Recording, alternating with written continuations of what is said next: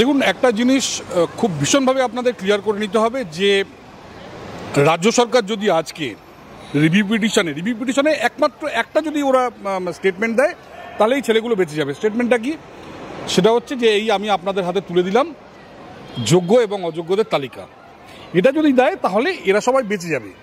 কিন্তু এটা তৃণমূল সরকার বা মুখ্যমন্ত্রী মমতা ব্যানার্জি বা তার এসএসসি কারো পক্ষে দেওয়া সম্ভব না।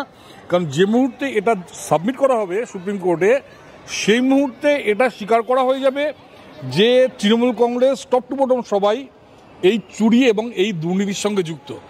আমি বলছি এছাড়া কোনো রাস্তা নেই, একমাত্র একটা রাস্তা, সেটা হচ্ছে এরা সুপ্রিম কোর্টে গিয়ে বলুক যে এরা যোগ্য এবং এরা অযোগ্য। কিন্তু এরা পারবে না দিতে, কারণ দেওয়া মানেই, আমি আবার বলছি, দেওয়া মানেই স্বীকার করে নেওয়া যে এই যে চুরিগুলো হয়েছে এই চুরিগুলোতে আমরা সবাই জড়িত। বাংলা হান্টের আরো খবর দেখতে নজর রাখুন। বাংলা খবর মানেই বাংলা হান্ট।